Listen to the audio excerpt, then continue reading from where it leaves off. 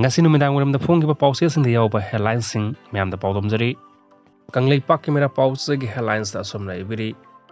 myam na nongma gi sintha leptuna kekrupata leiwa athoba sing gi ningsing khubam da haikat laikat tamkhre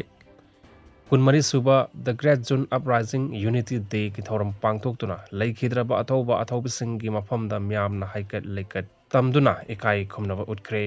India Manipur bu thingkhang kya da thugai na ba honarakpa kodakta leppadabani kerkupata leiriba makhai Manipur gi apun ba saktam da thugai ba honarakpa khodingma sapchana thengnagani nando luwang eti gi maikhum upa mioi khra mitai amadi mitai pangal gi nungsina khraba maribu thadanaba honarariba si kodakta leppadabani KMWO Manipur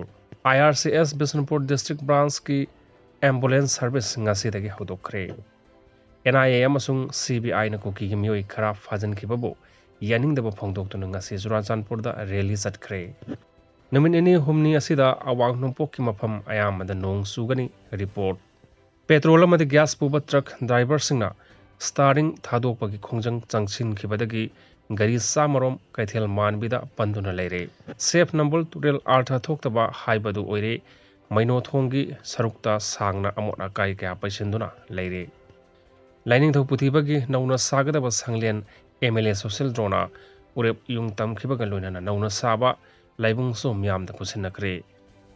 Assam ge Manipur amadi Mizoram samnariba hairang thong tekre RPI athawalagi spokesperson oigidaba sing khankre Oil kati pause de gila khojrakanda headline sing pathokchari ngangkhai kanbagi yahoda laikhidraba singda ikai khumnakre akhoi punna hingminasi saukhat minasi nungayai fana panminasi nandolwang Assam da gas leak oibadagi mioi kya siragadra mi painare mioi sa kya safagada mampham da hongdokre kukilu singbasing NIA na phabagi protest tawkre police commando na driver phubagi truck sen ba lepkre apun masaktam amasung ngangkhai kanbagi yahoda laikhidraba singda ikai khumnarakli Saitya kala sanskriti gi mana phangadaba sing lautokre mioi ahum nauna covid positive oire mioi kaya da lupa crore samapan gi loan pikre maitai gi culture ga sagonariba pokpadasu sibadasu yangkok sangi MA India gi food supplement Nutrilite triple protect loans tokre karangdo operation chathana ba force sanction kre lamlun them singsan gi haksang masakhang mangam kre rims ki cardiology OPD mathau tawre khurai puthibagi sanglen sana ba urep tamkre hojik mapumai ba pau khodol tamjari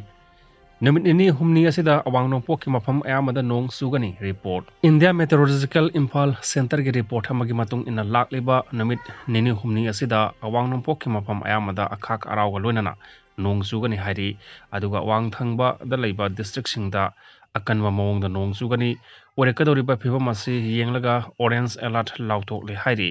amoromda Bharat ki konung Delhi da sabagi sang angakpa phangna hengatlamba adu ngarangdagi hauna nong subadagi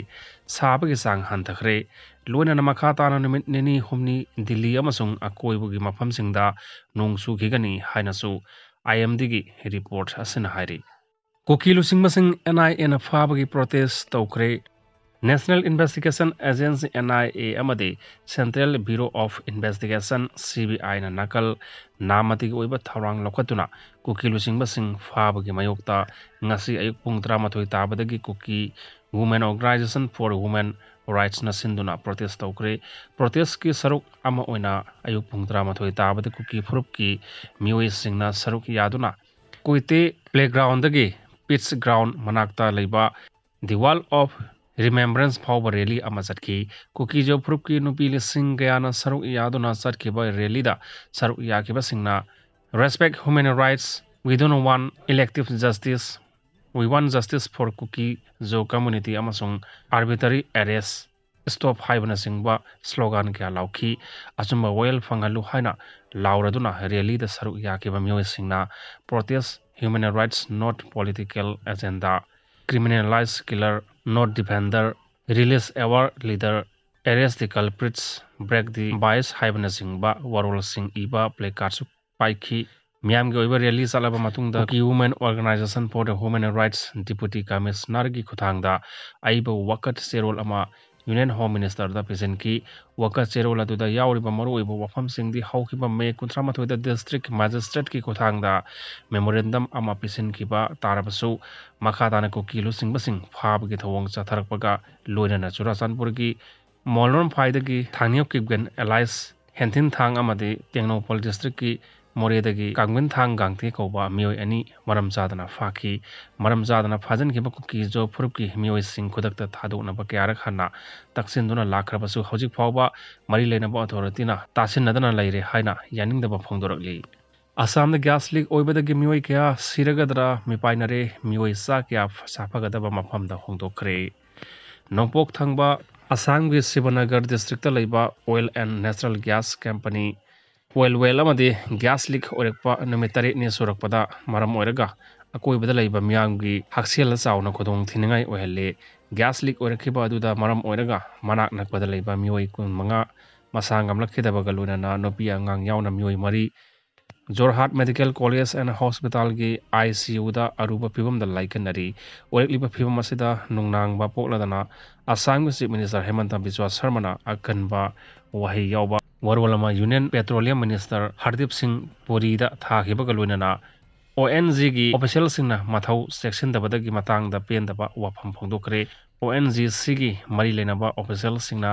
gas leak ओरिबा मफम सिंग असिदा चतुना सेमजिन साजनबगी थबक पाइखटलगा अकोइबदा खुंदारिबा म्यामदा खुदोंग थिबा थोखनदनबा थौरांग सिंग खुदकता लौखटकदबनी हाइनसु हेमंत बिस्वा शर्माना पेट्रोलियम मिनिस्टर की मफम तक्सिन की चीफ मिनिस्टर ना फोंदोखिबा वाफम अदुगी मतुंग तारकपदा ONGC की chief managing director Arun Kumar Singh ngasi gas leak ओरिबा मफमदा चतुना यंगसिन की अमसुंग ऑफिशियल सिंगा लोइनना सेमजिन साजनबगी थबक पाइखटनबा होनखी अदुम मोइनमक हौजिक फावबा gas leak ओरकलिबा oil well singi phibam semjinba ngamdana leiri thodok aduda maram oiraga akoibada khundariba ibung sohum yangkai gi khunja sing saphagada maphamda hongdok khankre